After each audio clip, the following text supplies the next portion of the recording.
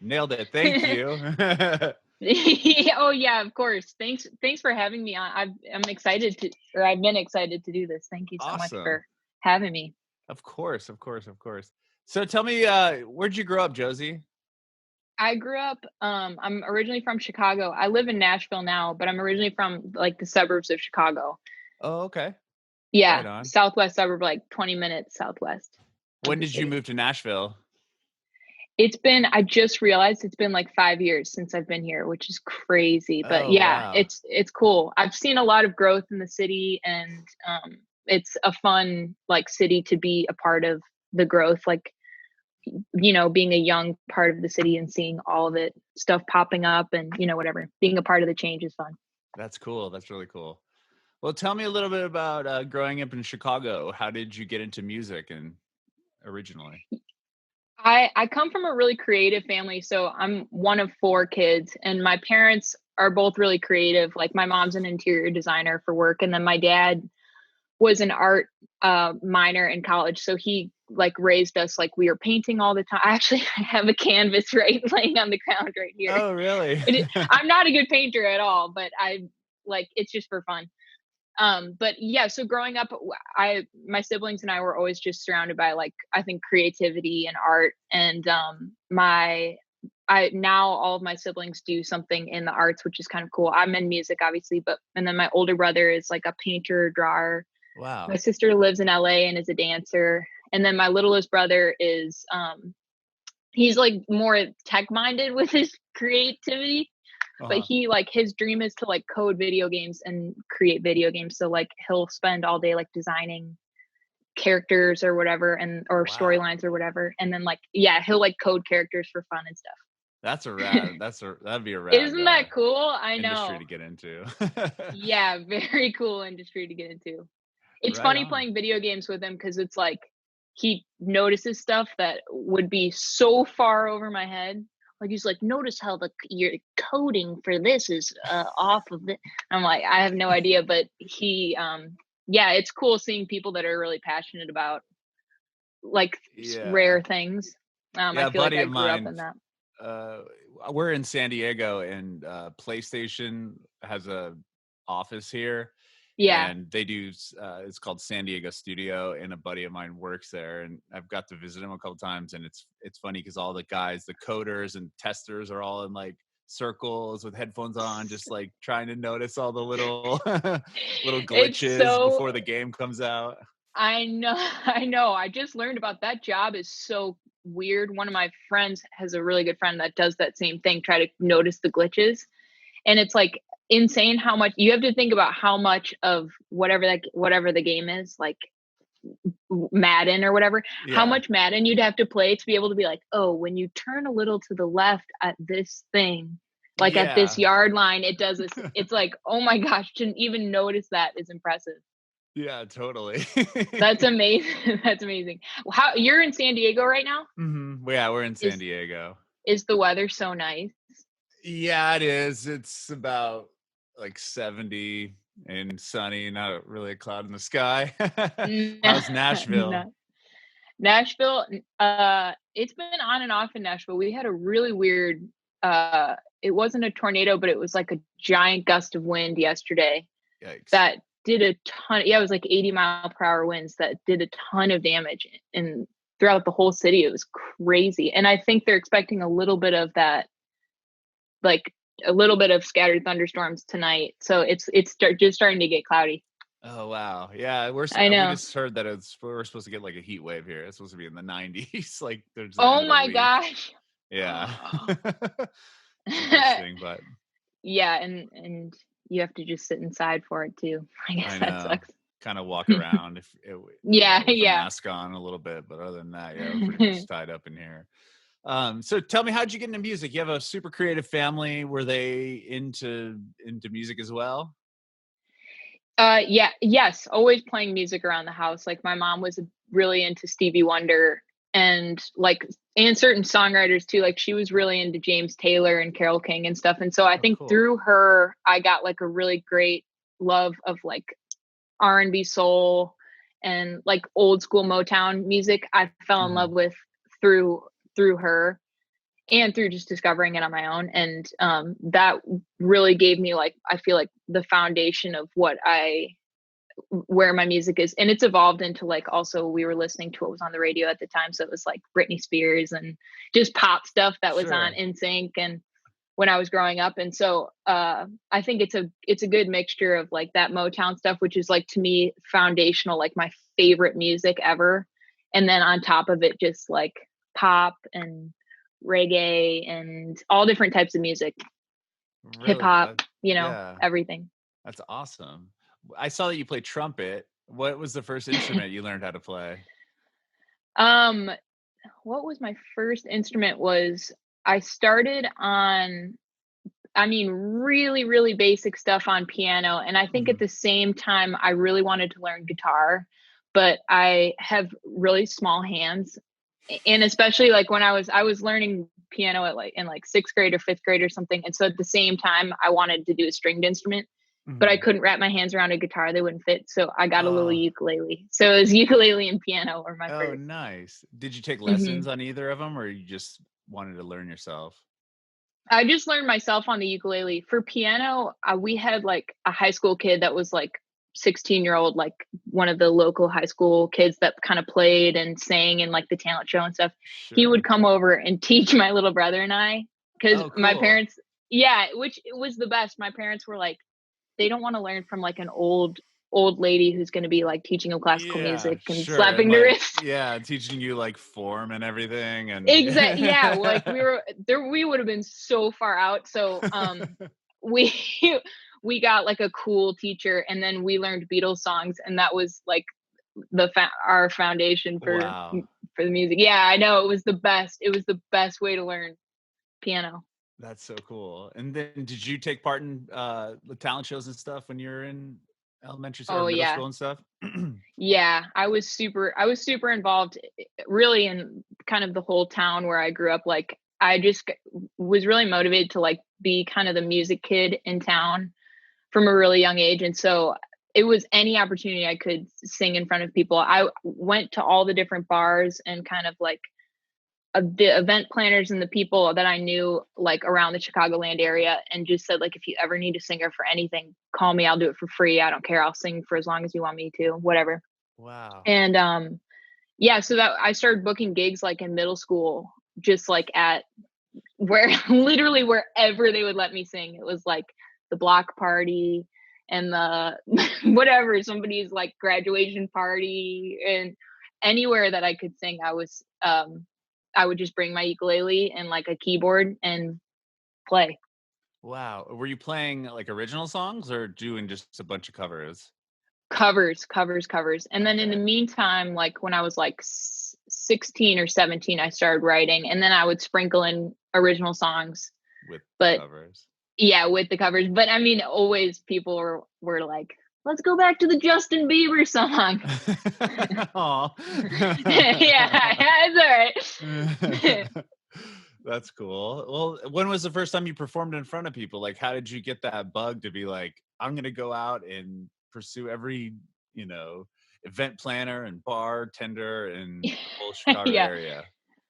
My my family was always really supportive and I come from an even bigger like extended family. I have like a million cousins and we kind of all lived within this small town Mhm. outside of Chicago. And so the first time I sang in front of anybody at all was at like the family talent show.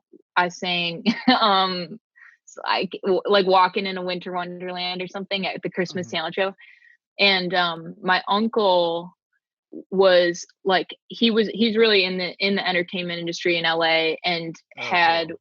yeah, but it worked really primarily in like TV and then did some songwriting too, but he's just got a great musical ear and he was the first person that I ever knew that was like kind of in the industry. And so after I sang that, he kind of pulled me aside and was like, if you want, like I could really help you and we could record some stuff and see where it goes. And he just believed in me. And so it was really from that I got this EP together of covers. And then that was how I got to Nashville was we kind of pitched that was also what I used to get into the bars and the clubs and whatever to play. I'd give them my CD and be like, here's my CD, like, please let me play. And then we were also just sending it to everybody that we knew. And somehow it got into the hands of the people at Warner. And so that's kind of how I started my journey in Nashville, and then signed with Atlantic and Warner and in that system. Wow. Yeah. So the original demo was just all cover songs? Mm-hmm. And how it was a old were Bill you Withers cover. How old were you when you recorded that? I think like 14 or 15. Okay. And then that's still the same demo that got you to Nashville? Yeah, I know. It's a miracle. It's a miracle that they heard it. That's so rad. Yeah. It was really funny. It started, so I came down, like, we had recorded it when I was 14 or 15. Mm-hmm. When I was 16, I had my first meeting with Warner, and they were like, we don't know exactly what if you'll be country, if you'll be pop. It was probably going to be pop, but it was kind of like, maybe just write and figure yourself out, and we'll spend a few years of like, you grow up and learn how to write songs, and we'll help you kind of like blossom into an artist. Oh, cool. And so that's exactly what happened. Kind of. Yeah, I got a development deal. And that's exactly what happened. I started flying down to Nashville every month and writing, and eventually moved and just was writing all the time. Wow. So yeah, tell me about getting the call from Warner. Like, that must have been pretty exciting. Like, you were what, like 15, 16, and a major label was already trying to sign you? Well, it was really funny because at the time, we didn't know anything about, like, it was my dad and I, so we didn't know anything about the music industry at all. And we were really just kind of faking it and as we went. And so we got like an email from them that was like, we're interested to meet you in Nashville and whatever, blah, blah, blah. And we thought for sure we're meeting with like the interns that are, whatever. It's like probably a class project or something. Yeah. And we walked into, it was like the head of Warner Nashville's office with all of the most important people that were, and we didn't even know who anyone was. We just were meeting everybody like, hey, John. Hi, John Esposito, who's like the head of Warner Music. And hey, Scott Hendricks, the head of A&R. No idea. Wow. No idea. We just met them all. And I think it probably played in my favor because I was less nervous than I would have been if I had known who was in the room. Yeah. You're like, yeah, exactly. That's awesome. So so from that fun meeting, they just started flying you down to Nashville to write with people? Yeah, that was exactly it. It was kind of like, let's see what she can do, and let's see how you write. And so they started setting me up with really people I had no business, and I still don't really have business being in the room with, to write songs. And I had this really amazing experience, like learning to write songs, because I was learning to write songs with my heroes in songwriting. Like my first couple sessions were with people like Nathan Chapman and Liz Rose, and these people that are like legends in Nashville and in the songwriting community. So it was like, I really was like just getting lucky. It was like 4-leaf clover, 4-leaf clover, 4-leaf clover. I just kept getting really lucky and getting in these amazing rooms and we were getting cool songs and whatever. Wow. Working towards it, chipping away. Yeah. And they're helping you write original songs.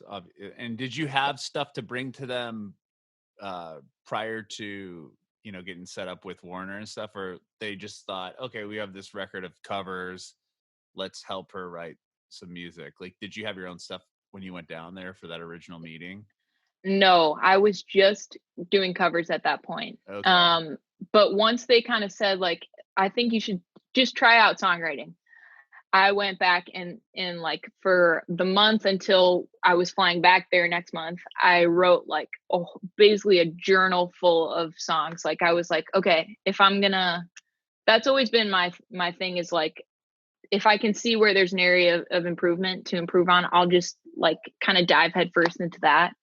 And so that was exactly what I did. I just was like, all right, I have to learn how to write songs. Let me try and get as much as I can by myself. And then really, I think, picked up most of my like writing techniques, and figured out really how to write a better song Mm-hmm. with these people that were like amazing. So you bring them, like, you brought them your book of lyrics or your book of Yeah. songs, and then they kind of Yeah.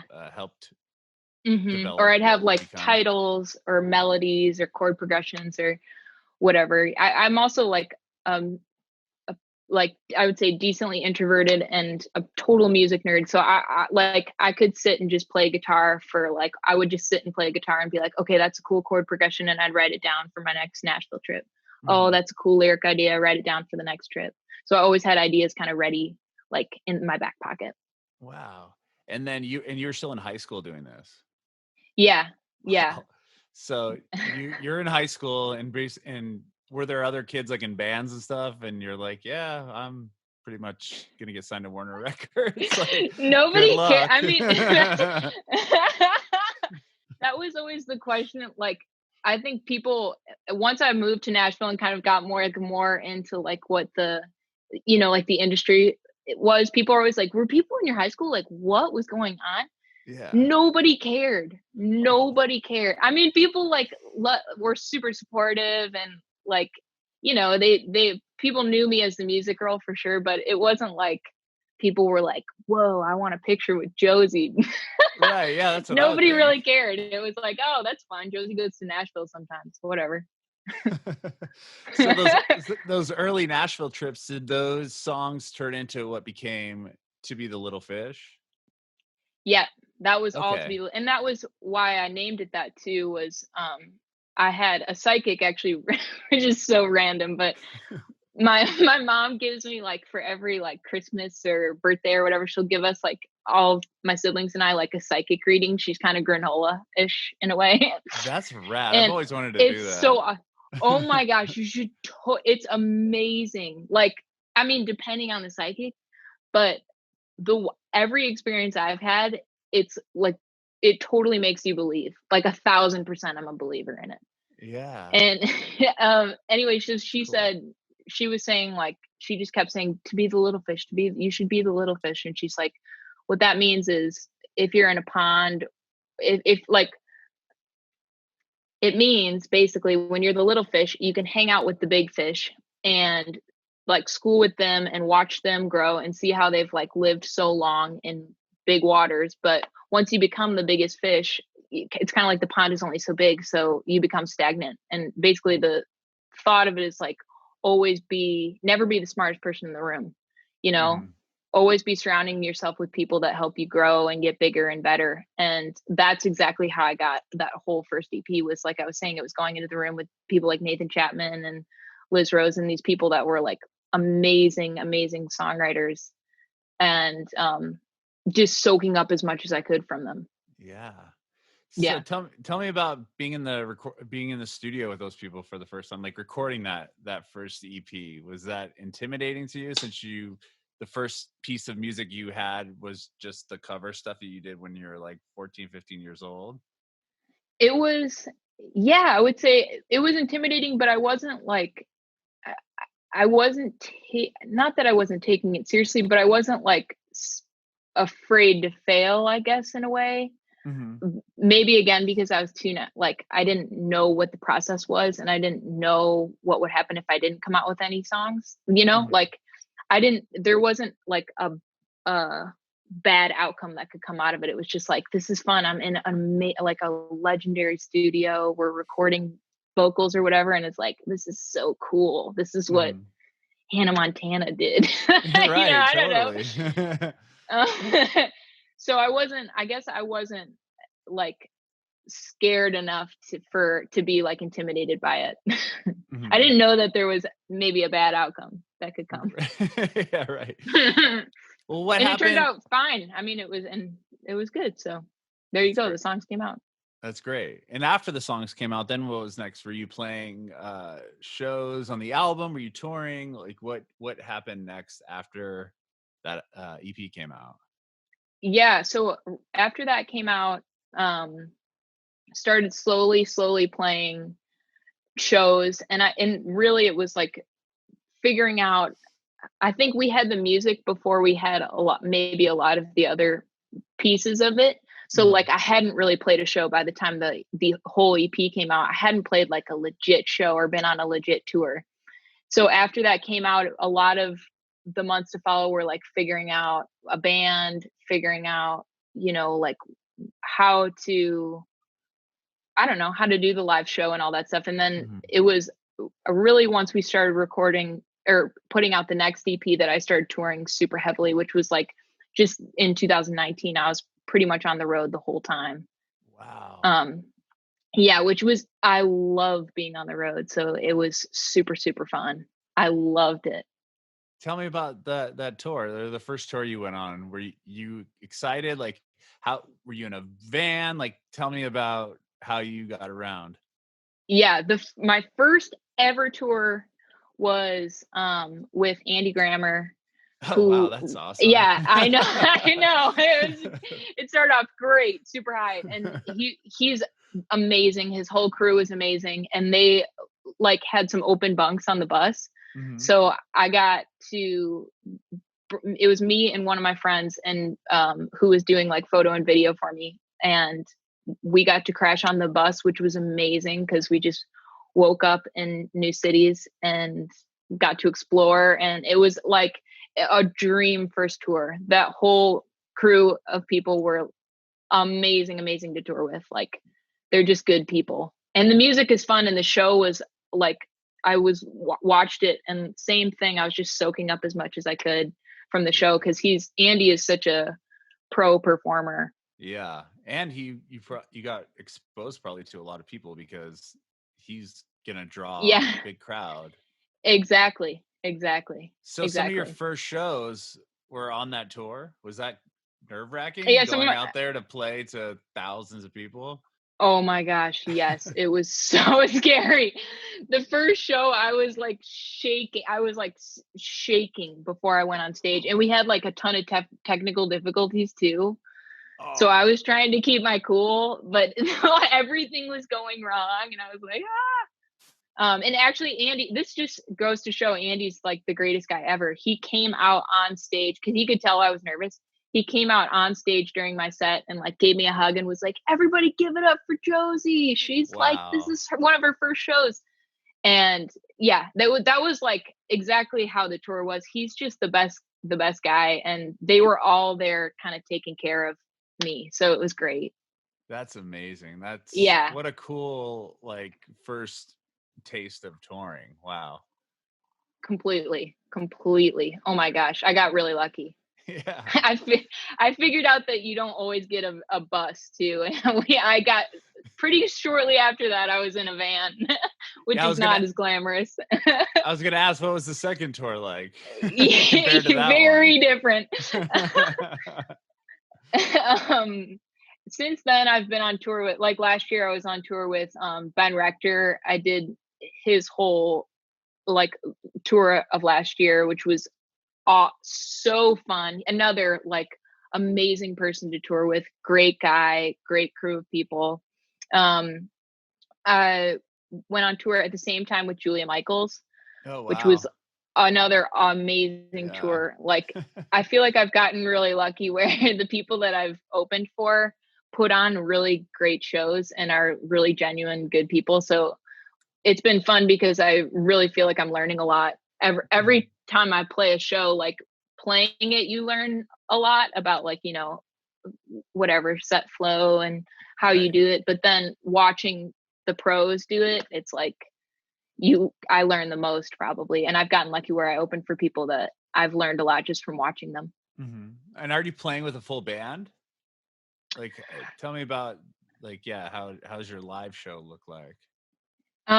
It's last year it was just me and one other dude, and then we're kind of switching in between instruments, and we also play, like we'll run some tracks so it Right. fills out the sound. Mhm. But we're bouncing between instruments like crazy. Like he'll be playing the keys, and then he'll go to bass and start doing like guitar parts, and I'm switching between guitar, trumpet, and xylophone, Oh, weirdly wow, enough. you can play the xylophone.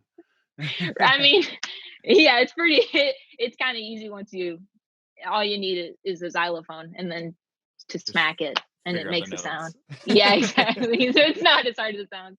Ukulele too will bounce between ukulele. So yeah, we try and keep it as organic as we can, it just being two people, but it's fun. Yeah, and that probably lightens up the tour load too. Not having the whole crew and drums and the whole I know, I know.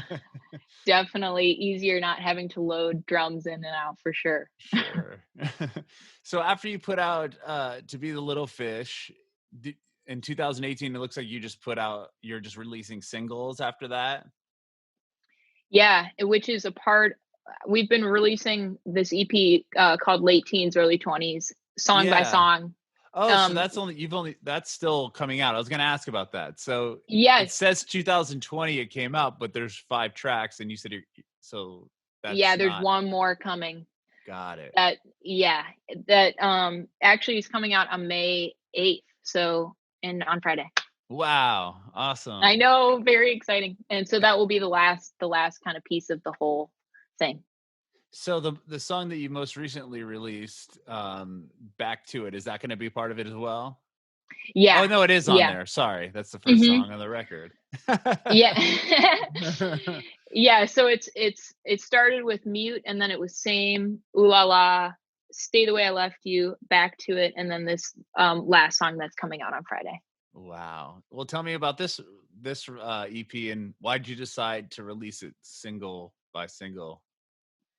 Um yeah, well, we decided to release it single by single because just I think kind of in part playing to the way that people I feel like consume music now, which is Mhm. so like just little bit by little bit. Um and so part of it was that and kind of just like I'd rather give one people something like once a month or once every couple months Mhm. than a whole chunk at a time for right now where I'm at. But Mhm. also it was because I didn't have the whole thing written by the time we started putting it out. I really kind of was writing the songs and as I've been releasing them, which has been a really good challenge for me as a writer Mhm. because if you don't have the song you can't release it. So it's like Yeah, if it you're kind of forces you to be like, okay, this has to be the song because we have a deadline. It's like we have a release date before we have the song. Yeah. So And you already so had that's the deadline. So you did have a release date. Okay, we're gonna release this song on this day, even if you didn't have the yeah. song out yet or written. Yeah, it would be Wow. like we have to get this song out by May. What's it going to be? And so that was a really big challenge obviously for like certain songs it was really hard to get. Like this last song took me we've been trying to write this for like over a year, trying to get what Wow. the kind of the like cap on the whole EP would be. And so yeah, it's been hard like challenging to do it this way, but super rewarding because it's been fun for people. I think it's fun to watch people like attached to different songs, you know what I Mhm. mean? And Yeah, and to totally. get to do it over the course of many months where it's like Ooh La La is such a summer song. I'm glad we got to put that out in the summer. And Yeah. this song that I'm releasing on Friday is so like to me I wrote it when all this kind of madness started going down in the world Uh-huh. and it's very like I'm glad that it gets to come out right now because it's like I get to kind of experience these moments and my emotions and whatever, Mhm. write about it and then put it out at the same time, which a lot of people don't get to do. By the time it's out, a lot of times artists are like, oh, I'm already over this music. And it's been fun Right. because I'm like in it while I'm releasing it. That's an interesting way to look at it because I was going to ask you is would you think it was weird or hard to release, the final step of your EP while no one can go like you can't tour on it right now. Like Yeah. is that I mean, that's been weird? a huge bummer. Yeah, it is because the whole, kind of like the whole point of why you write songs is to get to the final stage of like doing it live. Mhm. So yeah, that's definitely a bummer that we're not going to be able to like immediately go out. But I don't know. I also wouldn't have been able to get this song, I think, if I was out on the road, like Mhm. touring in craziness. I think I needed to be like alone, I guess, and Yeah. like stuck in my thoughts and stuck in my feelings in order to get what the last song is. The song's called Lost, and the whole kind of point of it is like, I'm lost. I'm 23 and I'm, like, I don't know what I'm Lost. doing in the world. I'm lost. And so yeah, I feel like if I had been moving forward, I wouldn't have gotten the song. So I have to think of it that way. Yeah, that's Makes me feel better. interesting. I wonder, yeah, do you ever wonder like what the final song would be if we weren't in quarantine? If you weren't stuck at home? I mean, I tried to write it for like a year and a half, Oh, okay. and I mean, I never got something that I felt like was cool enough or that said the right thing. So Sure. yeah, I guess it all happens for a reason. I have no idea what it would have sounded like. Probably like a lot of the demos that are in my iTunes library. Yeah, yeah, there you go.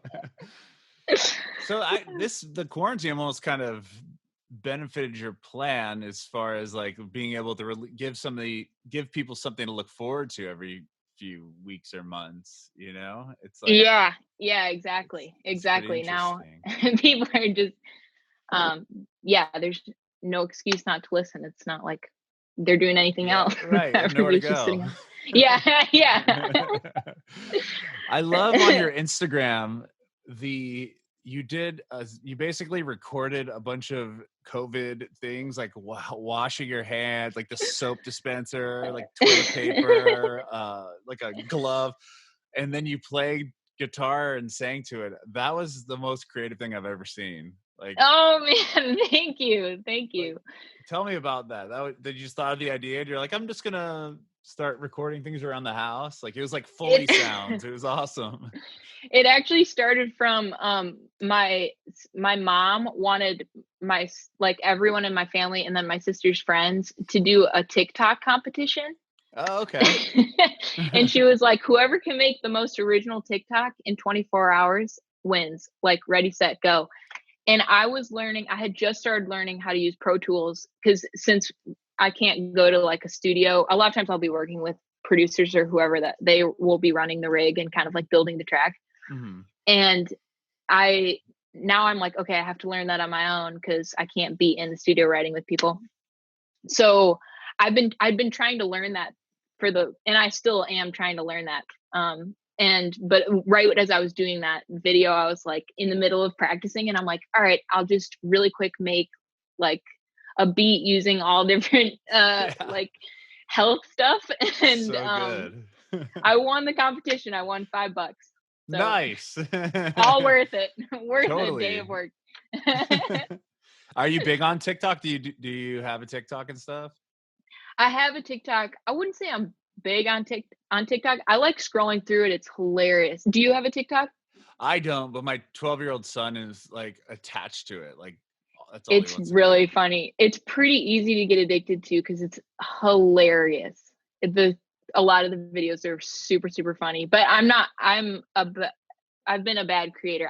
Shouldn't say that. I do covers and original songs and stuff like that every once in a while, but I don't like live and die by TikTok. Okay. Or at Yeah. least I try not to with any social media. Yeah. You know what I mean? No, totally. Yeah, it's very easy to get sucked into it and Oh my, stuck on it. especially Yeah. TikTok. You get like really, really stuck in it pretty quickly. Yeah, I know. I've seen him get way stuck into it.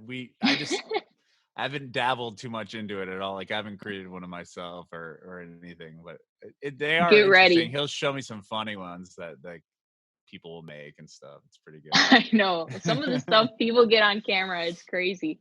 Yeah, totally.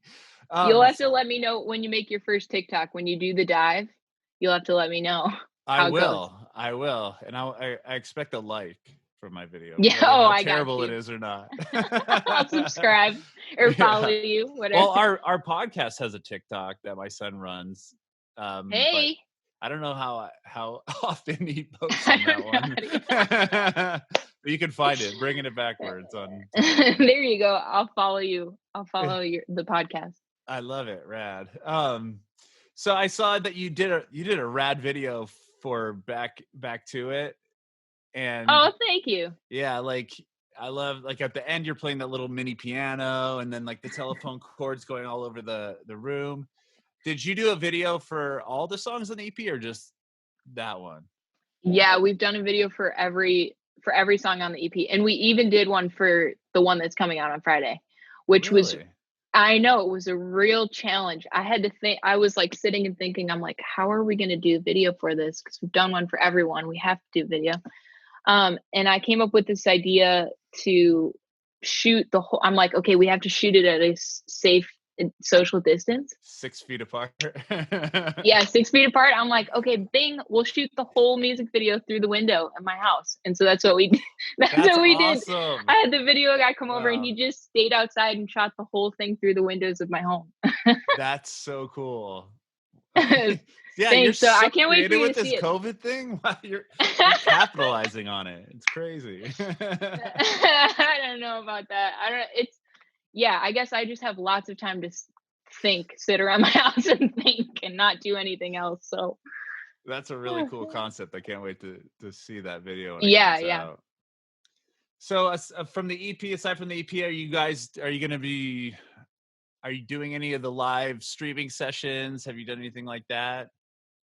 Yeah, I've done a couple of those. Definitely a couple of those, and they're super fun. It's so cool. It's fun to see people like embracing that, as with this time and having like their Hmm. own talk shows and stuff. And Yeah, so I've seen a few artists do that. I've been on a couple of those. Like I did one with Jacob Sartorius and I did one with my friend Caitlin Tarver and just random people. And then I did one with my mom Oh, where cool. it's just me and my mom. Yeah, and I'll do them on my own too. And I'll probably once this EP comes out, I'll want to do them pretty regularly just to stay close with all the people that I'm missing not being on tour. You know Sure. what I mean? Yeah. So that's been I guess it's fun because it's like while can't be on tour, you can also let people see like me in my room with my Yeah. laundry basket and I think just people playing. like that. And I mean, Yeah. I do. I think it's so cool to watch those because you're in your house. Like Hmm. when would you ever see that? Like if this never happened, I mean, I don't feel like that many artists would be doing that. It's like a more intimate performance. Exactly. Like we would never Exactly. know what the inside of your house looked like unless this all went down. Exactly, exactly. It's been fun as like a music fan seeing a bunch of artists do it too. It's like, yeah, it's like making it as close as you can get it for people so we can all still feel connected. I think that's the whole point. And yeah, it's been fun. Totally, totally. Or I mean fun. Like this time's so crazy, it's not fun, but It finding ways to stay involved is right. fun. I know what you meant. Like, yeah, just being able to find ways to still be creative and still connect with people, even though we're all Yeah, caught up inside, separated. unfortunately, and Yeah. separated. Yeah, that's a good word. Aside from like your parents being so supportive of your music career, who would you say your biggest advocates have been? Um, I'm really grateful for everybody at the label. Like Atlantic Records has been super awesome. This is now my second EP with them, and Mhm. I think they've all been super supportive. And luckily, we've been like slowly growing it where more people are coming to the shows, more people are streaming the singles, and so it's it's been I had a really great year last year, and was really happy with everything. And they have been super supportive and super helpful from the beginning. Um, yeah, that's what I would say. I have a ton of friends and artists, and it's such a strong community here in Nashville. It's Mhm. such a unique place. I just think in Nashville, people are so supportive and so collaborative. That's the whole name of the game here is like, let's co-write, let's get coffee together, being connected is the number one thing in Nashville. And so it's been such a blessing that I ended up here because I think it's given me this community that I really had in Chicago with my friends and family there. Mhm. And now I have it totally in Nashville with a strong music team and friends and, you know, I've, just co-writers and everybody in Nashville that have been super supportive. So that's also really great. That's great. Did you Yeah. find it hard to like now? You said it was that everyone's very, positive and ready to help you out. Like, did you feel like it was easy to network with people that because of that? Like meeting people and Definitely. getting people to hang out and jam and stuff with you, that was pretty easy to Definitely. do.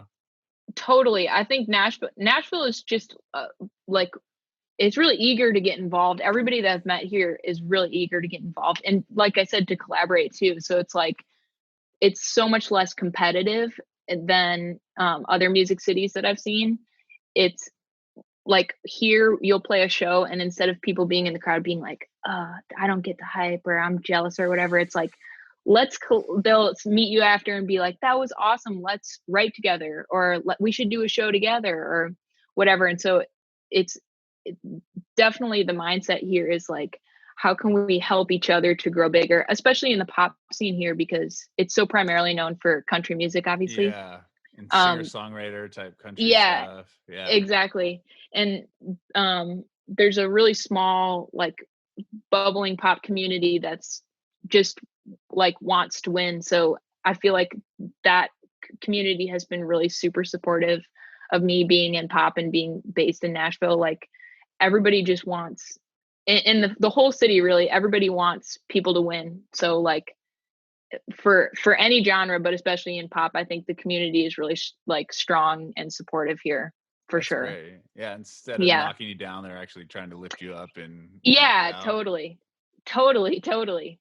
Because it's like, if one of us wins, then the whole city wins. That's definitely the mindset, which That's is cool. It's cool. so rare. It's Oh so yeah. rare, and it's been amazing to live here. I love it. I haven't been, but I was supposed to go. We were supposed to go out there actually in a few months, but the hotel canceled our reservation and like this whole thing because of COVID. So fingers Dang. crossed. Like once this lets up, And we'll definitely be out yeah, there. you'll have to Yeah, let me know if you come through. Hopefully, you can come see a show, or we could go to a show together or something. I don't yeah, know. that'd be rad. Yeah, definitely. That'd be a lot of fun. So And we. I'm jealous of you in San Diego, though. That, oh my gosh, I did a show out there last year, and it's like heaven. Oh, It's like was that heaven. on the Andy Grammer tour or no? Um, Actually, it was like not a part of a tour. It was just a kind of a one-off thing. Oh, It was in cool. like a festival. It was actually outside of the city. It was in Oceanside. Oh, okay. Yeah, So just I guess north of that's not us. exactly, yeah, It's but San it Diego was County. okay. There you go. Yeah, and it's on Yeah, the it water, was. so that's cool. Oh my gosh, the festival was like overlooking, like, it was kind of this like amphitheater that like went up, and then the stage was like backlit by the a surfing competition. It Oh, was wow. so cool. It was so cool. That's awesome. I wonder what festival that was. Do you It remember what it was was a called? Was it called? it was a oh, it was actually a surfing competition, Was it but the they had like a Bro-Am? music stage. No, I think it was called it was all girl. It was called like Oh yeah, pro yeah, yeah, yeah. I surf. remember when that happened. Yeah, it was like the surf. Yeah, I forgot what it was called, but I can't remember what it's that's called rad that either. you played that. That's I probably bad. remember that. It was so cool. It was probably one of my favorite days of the year, because we really spent the whole day just like on the beach watching the surfers. It was so cool. And I'd never seen surfing before, like real Oh surfers, wow. only on like Endless Summer on Netflix. Like, it was Sure. so cool to see it in real life. Was that the first time you had ever been to like the ocean on the West Coast or no? I had been to LA before, and so I'd seen the beach there. But I mean, nobody was ever. I've never seen anybody like really out, I feel like, in the Right. water. Okay. Maybe on a paddleboard, but like not Not like moving that. around really. Yeah. Yeah. Well, that's rad. Well, hopefully you'll come back soon. I Once this know. I all know. lets up. So, and we will definitely be at your show if, next time you come back to San Diego. Oh, good, good, good. I like to hear it. I like to hear it. Well, And bring your son too. He can do yeah, TikToks. bring both of them. One's 4. He's not into TikTok yet, but the 12-year-old be stoked on the TikTok. TikTok collab with you. Love it. Love it. Well, Josie, thank you so much for taking time to chat with me. I appreciate it.